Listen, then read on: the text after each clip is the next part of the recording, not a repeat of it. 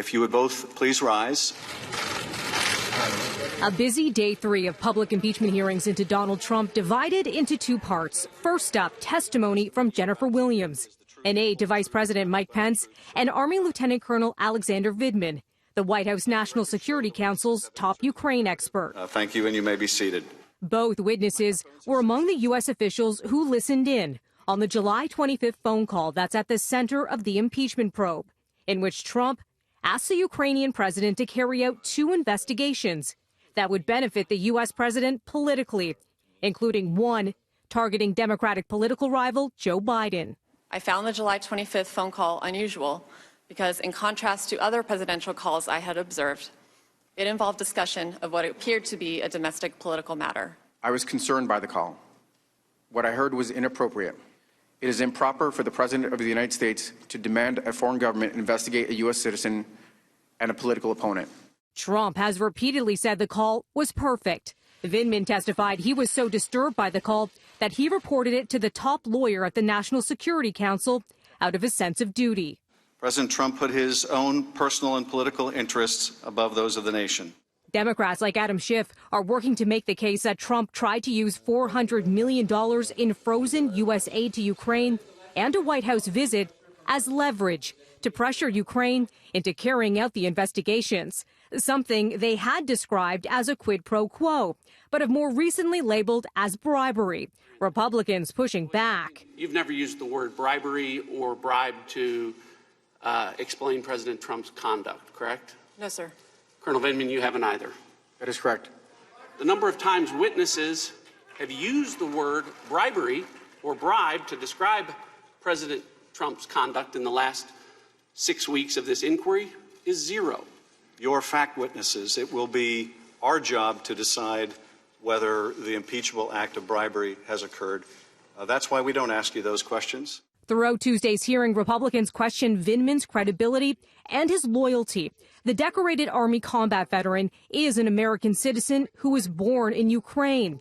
During the testimony, the White House posted a tweet aimed at discrediting him, posting, "Tim Morrison, Alexander Vindman's former boss, testified in his deposition that he had concerns about Vindman's judgment." Your boss had concerns about your judgment. Your former boss, Dr. Hill, had concerns about your judgment. Your colleagues had concerns about your judgment. I'll start by reading Dr. Hill's own words, as she attested to in my last evaluation that was dated middle of July, right before she left. Alex is a top 1% military officer and the best Army officer I have worked with in my 15 years of government service. And Williams responded to a question about a tweet posted by Trump on Sunday, in which he said in part she should meet with the other never-Trumpers. Are you a never-Trumper? I'm not sure I know an official definition of a never-Trumper. Would you describe yourself that way? I would not, no.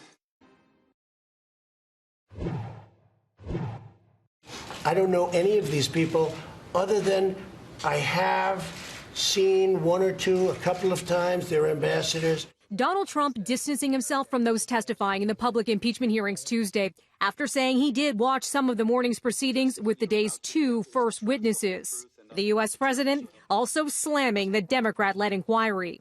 What's going on is a disgrace, and it's an embarrassment to our nation. Trump speaking before part 2 of Tuesday's hearing with 2 witnesses requested by Republicans. Kurt Volker, the former special envoy to Ukraine, and Tim Morrison, a former top National Security Council official. Morrison was among the U.S. officials who was listening in on the July 25th phone call at the heart of the impeachment probe, in which Trump asked the Ukrainian president to look into the U.S. president's domestic political rival, Joe Biden. And shortly after you heard the July 25th call, you testified that you alerted the NSC legal advisor, John Eisenberg, pretty much right away. Is that right? Correct. And you indicated in your opening statement, or at least from your deposition, that you went to Mr. Eisenberg out of concern over the potential political fallout if the call record became public and not because you thought it was illegal. Is that right? Correct. But you would agree, right, that asking a foreign government to investigate a domestic political rival is inappropriate, would you not? It's not what we recommended the president discuss. Volker was not in on the call and says he did not know the Ukraine corruption probe was tied to Biden. I think the allegations against Vice President Biden are self-serving and not credible. Separate question is whether it is appropriate for Ukraine to investigate possible corruption of Ukrainians that may have tried to corrupt things or buy influence. To me, they are very different things. And as I said, I think the former is unacceptable. I think the latter, in this case, is Understood.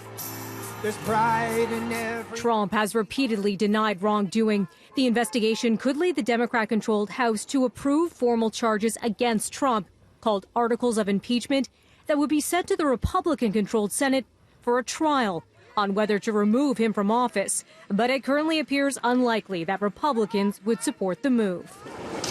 Public hearings will continue this week. One high-profile witness, U.S. Ambassador to the European Union Gordon Sondland, is set to testify Wednesday.